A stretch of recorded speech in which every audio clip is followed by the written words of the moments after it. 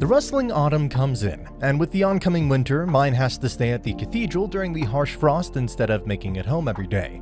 Her printing work is bustling with copies sliding out, but she would need supplies to prepare for her stay at the church. After she gets scolded by Benno for not giving it importance, she ends up selling some of the books to him for cash. After all, he's a clever businessman. Nevertheless, her book soon caught the attention of the Ink Guild master. He notices the ink on her paper once the books circulate in the wealthy nobles.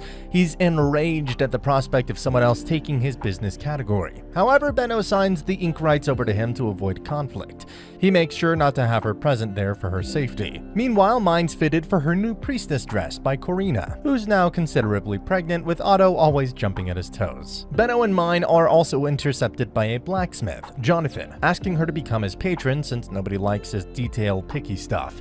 It immediately tickles the Mine brains, as she asks him for metal printing in exchange for becoming his patron. Though all seems well, the prying Ink Guild master isn't satisfied and goes as far as to harass Luke to get information about Mine. Immediately, Benno suggests Mine seclude at the cathedral early for her own safety, making her leave her family earlier than expected. And that sucks. Upon Fran's suggestion, they keep the circumstances of her early seclusion secret from Delia, who's still closely associated with the High Priest. Mine begins her sad days alone in the cathedral, while Gunther is determined to keep this girl safe. Mine isn't a girl who stays idle for long. Just a day passed at the cathedral and she's already on to new activities. Fran is shocked when he finds her teaching Delia arithmetic. She happily reveals that she's planning on educating the children at the orphanage by teaching them to read and write. Soon Lutz comes to visit her, and she longingly rushes down to hug him. Poor girl wishes to be hugged too. Adorable. Thule comes to visit her, but her departure only leaves little Mine more homesick. Poor girl. Not long before, Benno arrives with Mark bringing along her priestess dress. The Knightly Order's commander, Karstedt, has also come. However, with his usual fatherly scold, Benno tells Mine to not be a simpleton since it's clear they've summoned him for more than just delivering a dress. Soon in a serious meeting, Karstedt, Ferdinand, Benno, and Daniel converse. They talk about the looming danger from the Ink Guild master, Wolf, who seems to have dangerous connections and is a genuine threat. They assign Daniel as Mine's bodyguard. Ferdinand grabs the chance and reveals his suggestion to have Karstedt adopt Mine for her safety, but the sound of it immediately fires Mine up. Mana floods out as Ferdinand quickly uses a magic tool to drain it, carrying her hurriedly to his office. Mine continues to freak out and be overwhelmed with Mana at the thought of being separated from her family, making Ferdinand hug her. Affectionately, she climbs into his lap to feel better, and he makes her understand her circumstance. In the end, he tells her to have her family spoil her as much as she wants till the age of 10, after which Ferdinand will no longer listen to her wails and protests. Mine is happy with the decision for now. Daniel flies to the cathedral, starting duty as Mine's personal bodyguard. He's introduced to everyone, including Lutz and Thule, who are now coming by to learn to read and write together with the orphans. Daniel feels quite loved, considering the higher nobles often treat him harshly. Behind her back, though, Delia continues to report developments in Mine's life to the High Priest. The dedication prayer ceremony soon arrives, and Mine is taken to the prayer room with the grails that she fills with Mana together with Ferdinand. However, during one of their prayers, the High Priest comes in, tumbling more grails upon her to fill. She has no choice but to oblige, and that fatty is such a snob. Soon with Daniel, she makes her way to Johann, who finally presents her with the metal printing blocks. Escalated over the roofs, she jumps, announcing he's Johannes Gutenberg, the very person who brought the revelation by inventing the printing press. Her excitement takes over so much that the poor girl collapses due to her sickly health. Well, at least she's happy. But all is not good. Once the snow melts, Mine asks Ferdinand to allow her to go home, but he has worse news. It seems that matters are more complicated. Wolf has now died, and there seems to be a bigger person of noble heritage after her. He soon calls her parents, telling them the situation. Seeing the circumstances, Effa and Gunther allow Mine to stay in the cathedral for the spring, while also agreeing, sadly, to her adoption by the age of 10. Nevertheless, spring soon arrives, and as Mine and Ferdinand prepare for the spring prayer, a quite troublesome, yet cool, blue-robed priest comes into Mine's life. Sylvester. Sylvester is like an annoying big brother who immediately jumps to treating Mine like a plushie, driving her so annoyed that she gets overwhelmed with mana. That earns him a knock from both Karstedt and Ferdinand.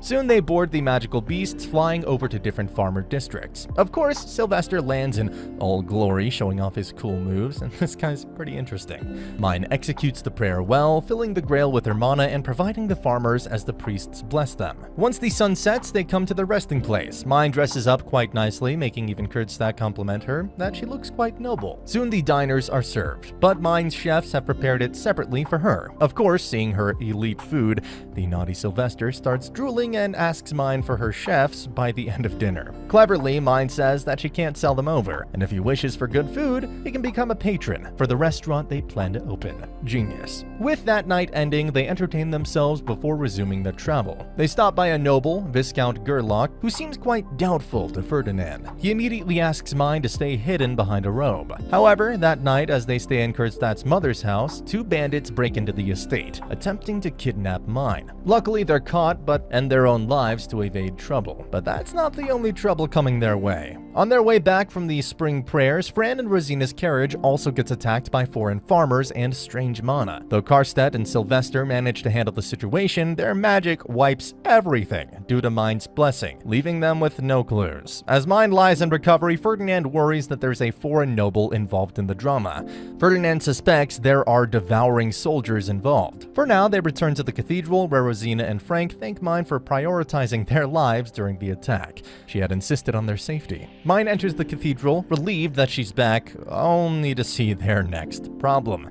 Sylvester. Of course now he's around. He insists on having a tour of the cathedral, the orphanage she's revolutionized, and her printing workshop. Ferdinand makes sure to accompany her so he doesn't annoy her too much. Nevertheless, she takes Sylvester about the orphanage, showing him all the card games she's come up with, and then to the printing shop. She shows around the new printing methods while Ferdinand quietly teems with a mountain of questions. Soon Sylvester is introduced to the ever-fatherly merchant, Benno, but his demeanor makes a man like Benno start praying to the gods. Sylvester talks with Benno regarding the chefs and restaurant, which leaves him quite worried and pinching Mine's cheeks for getting him in so much trouble.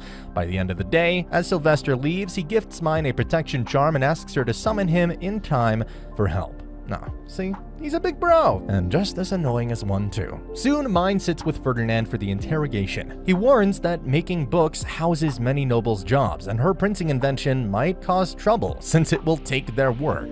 She should wait until she's adopted by Karstedt to evade any harm. He's also kind enough to let her family visit her home, where a heavily pregnant Effa waits for the baby to arrive. The time soon comes, and Effa gives birth to a baby boy named Camille, making Mine a big sis. However, Delia is still snitching to the high priest about her life, and it seems a doubtful noble will soon visit. In a suspicious meeting, the high priest sits with three nobles: Viscountess Daldov, Viscount Gerol, and Count Bindwald of a neighboring country, Arensbach. They discuss the failed attempt to kidnap Mine and put a strange ball before the priest, insisting him to help him get rid of Mine from his life and to sell to them. So the snobby fatty has been involved in all of this. Ferdinand was right about the foreign involvement. Unbeknownst to all the trouble boiling behind her back, Mine couldn't care any less. She's overcome by her little bro Camille and a craze to make picture books for him, even blabbering to Benno, who's already fed up with Otto and Karina welcoming their baby girl, Renette. Entering the cathedral, she's presented with another abandoned baby left to them. Mine does her best, feeding him goat milk and assigning turns to her attendants to take care of him, including Delia, who she hopes will forget about her concubine dreams if she's occupied raising a little bro. Mine names the boy Dirk and welcomes him to the family. Soon on a trip back home, Mine is introduced to Bierce and his daughter Heidi, the new Ink Guild master since Wolf is now dead. However, they ask Mine for assistance since the work is hard for them. Mine soon unfolds her wish to create colored ink, making Heidi jump out of her chair. It looks like we have another Mine now. Heidi's passionate about making colored inks and starts chatting with Mine until Benno and Bierce have to control the girls. Soon, in the ink workshop, they mix oils and pigments to make new colors, and Heidi's excitement is over the roof. Mine finds her unique, like her. Back at the cathedral, as Dirk wails, Delia brings him some milk only to see that he's spotted and burning up. Delia soon informs Mine of Dirk's condition. However, the spots in the burning have vanished, leaving none to be witnessed by Mine. But once he starts crying again, the spots return, and Mine can feel him burning. His burn reminds her of her own mana burning. She doubts he has the devouring as well. For now, Mine stays quiet, asking for an urgent meeting with the head priest and calling Lutz. Once Lutz comes, he asks him to bring her the Tau fruit, a fruit that suppresses mana. Soon, she meets Ferdinand, revealing her concerns. It shocks him, and he agrees to come by and measure Dirk's mana later. However, there's a problem. If Dirk indeed has the devouring, the situation's complex, and he needs to be given off to a noble for survival. But Mine's worried that he'll be treated ill. Soon, Ferdinand comes by to check Dirk's mana level and estimates it's moderate. He indeed has the devouring. It saddens Mine, however she cheers up once Ferdinand points out that she can make a contract with him once she becomes a noble when adopted by Kerstedt. For now, they must keep this a secret, especially since the High Priest is already out to get her. Mine's ink developments seem to be going well too. They've made rich pigments with Haiti, but come at a block in development once they start turning black upon being mixed. Effa tells her of fixing agents to prevent the blackening, and Lutz and Gil soon get to it. Meanwhile, Dahlia seems to be getting closer and closer to Dirk, growing worried when he's away from her. She struggles to go to the orphanage due to her past and worries the same for Dirk.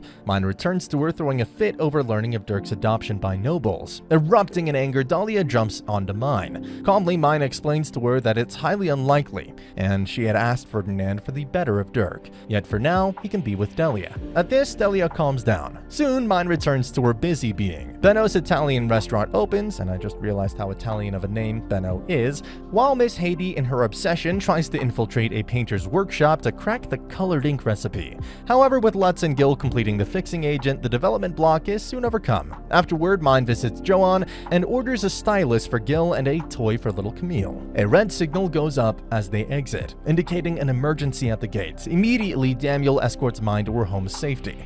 At dinner, Gunther explains that a noble illegally tried to enter the city, making them signal to summon the knights. He's determined to keep Mine safe from any freaky nobles. Somewhere in the cathedral, the High Priest loses his composure. The fatty is bursting. Soon, Ferdinand sends the details to Gunther. He has suspected that the High Priest is involved since the suspicious noble at the gates was summoned by him. Once Mine returns to the cathedral, they're met with the horrific news that Dirk has been given for adoption by the High Priest. It seems that Dahlia had taken the matter to him. Immediately, Mine dismisses Dahlia as her attendant and is saddened that Dirk's out of her hands now. Fran also warns her about the High Priest's mischievousness. With Mine in more danger, Tully and Lutz start coming to escort her home together with Daniel. They reach the gates and meet Otto, who tells them of the same suspicious noble entering the city. Gunther is in search of him. Immediately, Daniel sends off a signal, but before he can realize, someone snatches Tully and Mine from behind. The two men snatch the girls away in a bag and are chased by Otto and Daniel, who rush to save the girls. In time, Gunther hears the chaos, catching up to the kidnappers and yanking Mine out. However, one of them places a knife at Tully's throat. Immediately, Mine burns in mana, making the man collapse. And while Daniel handles the situation, Gunther and Otto carry the two girls to safety. However, before they leave, Mine remembers the gift given to her by Sylvester and uses it to call for help. Tully is rushed to Benno for safety while Mine is taken to the cathedral by Gunther and Daniel. Once they arrive, Mine is told of Ferdinand's absence and the arrival of a suspicious noble who's right now adopting Dirk. Giving Mine a ring, Daniel, Gunther, and Fran try to escort Mine to safety only to run into the High Priest, Dahlia holding Dirk and the noble, Count Bindwald. Dahlia announces to Mine that Dirk's been adopted when Bindwald reveals that it's not adoption but a devouring servitude in exchange for Mine. It leaves Dahlia baffled as she realizes she's been played. Snitcher got a taste of her own medicine. Immediately, Bindwald and the High Priest's men attack Gunther and Mine. The High Priest even goes as far as to use little Dirk's mana to attack her, leaving the baby unconscious. Mine is suddenly grabbed and almost forced to sign the contract when Gunther pushes her aside. She loathes Sylvester for not coming in time. Suddenly, a door bursts open, and out comes Ferdinand, and he had been there the whole time. He restricts the High Priest immediately, and seeing Sylvester's gift around Mine, tells her its importance. Ferdinand then faces Bindwald as Mine creates a shield, praying and protecting Gunther, Daniel, and Fran. As Ferdinand fights the crazy Count Bindwald, Sylvester finally arrives, telling Ferdinand to stop. Immediately, everyone stops and bows down to him as his attendant introduces him as Ob Ehrenfest. Ehrenfest. Wait. He's the Lord Ehrenfest of the Kingdom of Ehrenfest. Mine is taken aback. With everyone bowing down to him, Bindwald and the High Priest start asking him to punish Mine. However, Sylvester clears that the gift given to Mine is actually an emergency adoption contract. Using it means she's Sylvester's daughter immediately. Therefore, they've attacked a lord's daughter. He announces Bindwald as a criminal for attacking Mine and illegally entering the city of Ehrenfest. The High Priest tries to convince Sylvester of his innocence by calling Ferdinand names. It turns out Ferdinand is Sylvester's half-brother, and Sylvester immediately gives him a death sentence. Mine, though, manages to get Delia a lower punishment. Sylvester and Ferdinand then sit with Gunther, explaining the immediate adoption situation and asking him to bring his family instantly for the contract to be signed. Gunther rushes home, fetching them, leaving Lutz worried. As the family arrives, they're sat down for the process. Ferdinand and Sylvester explain they'd pose as if Mine was Kerstedt's dead third wife's daughter, and is now being adopted by Lord Ehrenfest, Sylvester. However, the adoption from him means Mine will no longer be able to meet her family. She reads the dreaded terms painfully, entailing how they shall act as if they don't know her from here on, and treat her as a noble. In tears for her safety, the family signs the contract, giving their heartfelt goodbyes. Mine raises her hands, blessing her family for protection for the last time. A great blessing that heals all those who are present, injured, or ill in the cathedral as she casts it. Mine now starts her life as Sylvester's daughter, Rosamine. And not only that, she's also the head of book printing for Ehrenfest now. And that's the end of the video. As always, if you liked what you saw, subscribe to the channel. I'll be uploading a lot of videos just like this, so I'll see you at the next one. And God, I can't wait for another season of this show. It's so good!